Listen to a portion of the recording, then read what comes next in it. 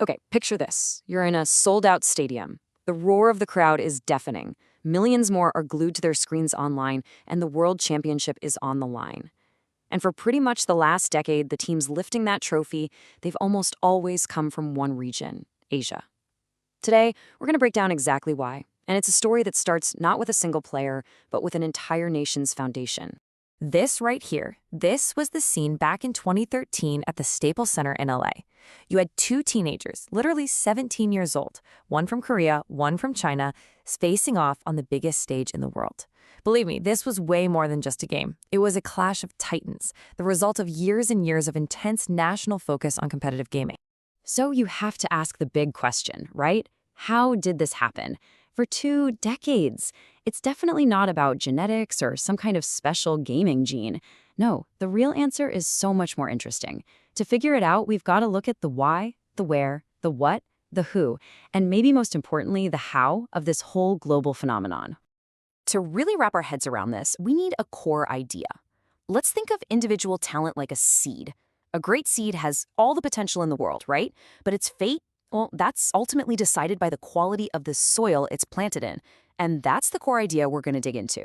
This is what we're calling the soil analogy. So we're not just looking at the players themselves, we're looking at the entire ecosystem that surrounds them. The reason for Asian dominance? It comes from meticulously, almost scientifically, cultivating the most fertile soil on the planet for gaming talent. It's about engineering the absolute perfect conditions for a champion to sprout. So, where did this all kick off? Well, our story begins in South Korea. And interestingly, it doesn't start with a big win, but in the middle of a national crisis, when 4 key things just happen to collide at the exact same time. In the late 90s, you had this perfect storm. First, a huge financial crisis hits, leaving a lot of young people with not much to do.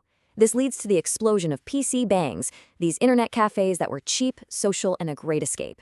Then, Blizzard drops StarCraft, and it becomes a national obsession. But here's the kicker. The government actually saw the potential here and made it legit, founding the Korean eSports Association, or KISPA. Boom, the perfect storm. But there was this other kind of hidden advantage at play here, something you can't see on a timeline. The South Korean government had poured tons of money into high-speed internet. Now in gaming, ping is basically the lag between when you click and when the game responds. Korean players were training on a near-instant 10-millisecond ping. This literally wired their brains for immediate feedback. Meanwhile, players in the West, we were on 60, maybe 100-millisecond connections.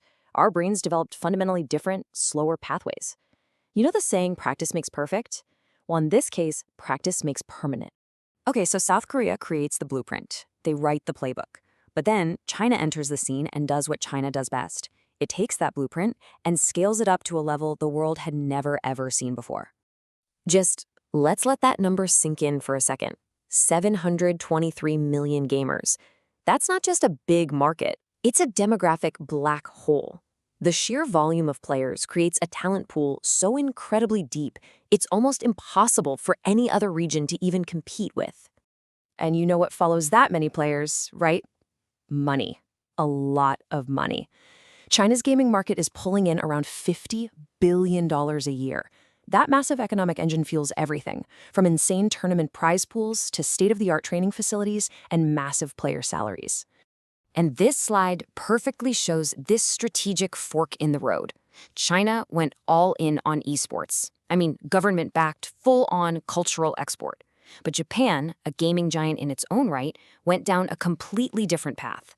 They stuck to their strengths, consoles, handhelds, and were kind of held back by these really strict laws that limited prize money, that basically killed any incentive to build a big pro scene. I mean, this quote just says it all, doesn't it? It perfectly captures the business reality over there. Gacha games, the ones that are basically digital lottery systems for items, are just unbelievably profitable.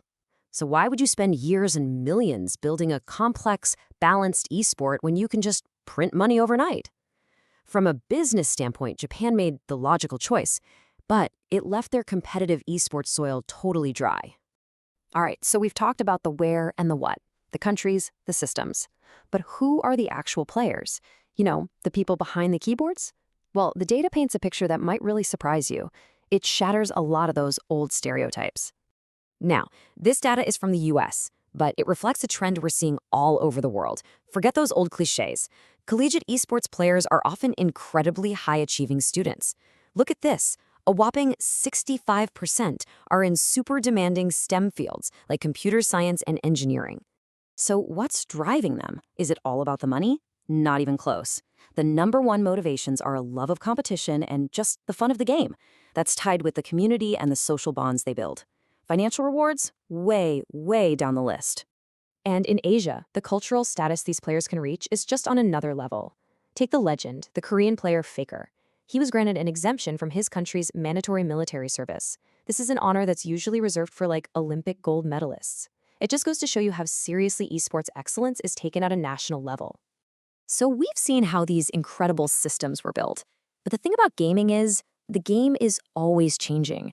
So let's look ahead at the tech and the cultural shifts that are going to shape the next decade of competition. Hey, remember that ping advantage we talked about? Well, that infrastructure lead is still very much a thing. Just look at these median 5G speeds.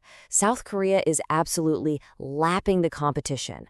They're laying the groundwork for the next wave of gaming, especially on mobile, which needs that seamless, super fast connection. The fan cultures are also just fundamentally different. In the East, it is all about competitive success. Winning is literally everything, and the best players become huge national celebrities. In the West, though, the scene is much more personality-driven. This creates a really crucial difference. In the East, you win to become a star. In the West, you can become a star without ever really winning a major title. And this right here brings us to the great equalizer, the smartphone in your pocket. In places like Southeast Asia, the Philippines, Indonesia, mobile esports have absolutely exploded. You don't need a $1,000 PC rig or a government-funded stadium anymore. A phone and a data plan, that's enough to compete. Mobile is democratizing the whole scene, creating a brand new path to the top for hungry players everywhere. So when you boil it all down, the story of Asian dominance in gaming teaches us that the right systems, the right support, the right culture, they can elevate talent to world championship levels. It really does prove it's less about the inherent talent you start with, the seed, and so much more about the environment you build around it, the soil. So that leaves us with one last question, something for you to think about. What's one thing you can change about your own soil to get better at whatever it is you do?